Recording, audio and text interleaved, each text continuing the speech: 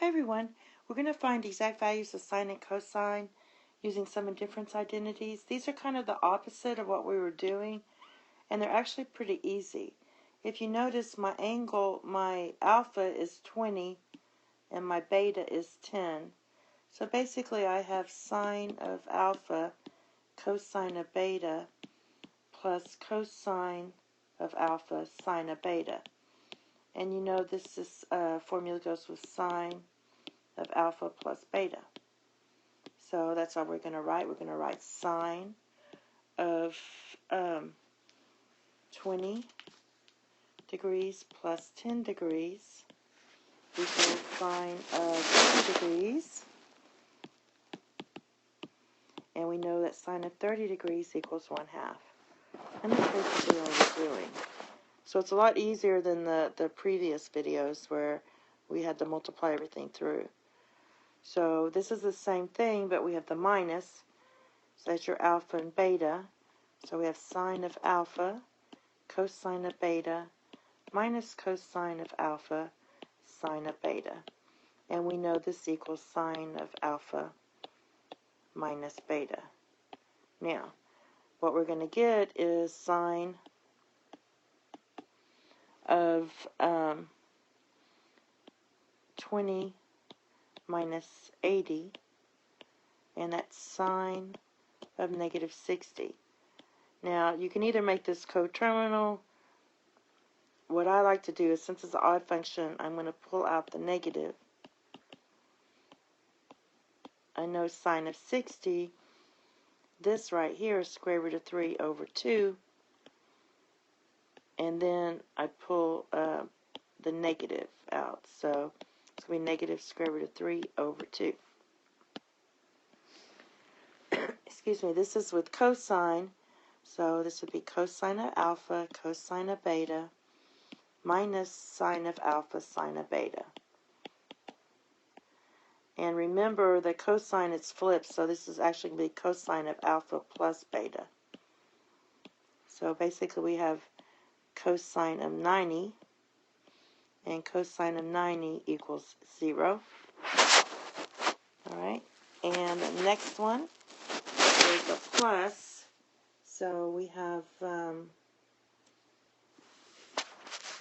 we're going to have a minus. So this is going to be cosine of alpha times cosine of beta plus sine of alpha sine of beta.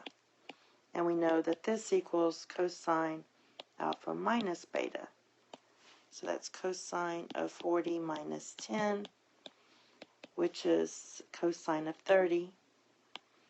Cosine of 30 degrees is square root of 3 over 2. Okay, the next set we're going to do is in radians. So, and since you already know the formula, we know this is sine of alpha minus beta. So we're going to get sine, this is our alpha and beta, alpha, beta. So we get pi over 12 minus 7 pi over 12. So this is going to be sine of negative 6 pi over 12.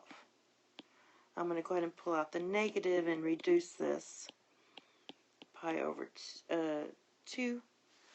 So if we do that, you're going to get negative, this equals 1, and you have negative 1, so this equals negative 1. Same thing here, this is going to be cosine of alpha plus beta.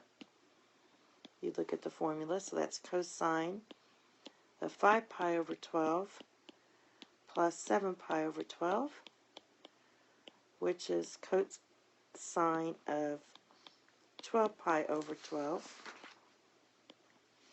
which is cosine of pi, and cosine of pi is negative 1. Alright, and we have two more. This is minus, it's going to be cosine, since that's a plus, and these are both cosine, it's alpha minus beta. So we have cosine of pi over 12 minus 5 pi over 12. So this is cosine of negative 4 pi, oops, sorry, negative 4 pi over 12.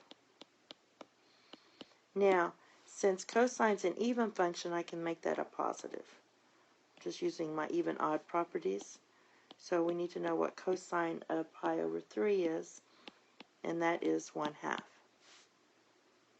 And the last one, we have the plus, and it's sine and cosine, so that's going to be sine alpha plus beta, which is sine of pi over 18 plus 5 pi over 18. This is sine of 6 pi over 18, which is sine of pi over 3, which equals square root of 3 over 2. Okay. Excuse me. The next video we're going to do is on tangent. And it's the same thing, but we're just going to follow the formula like we did on this. Thank you and have a nice day. Bye-bye.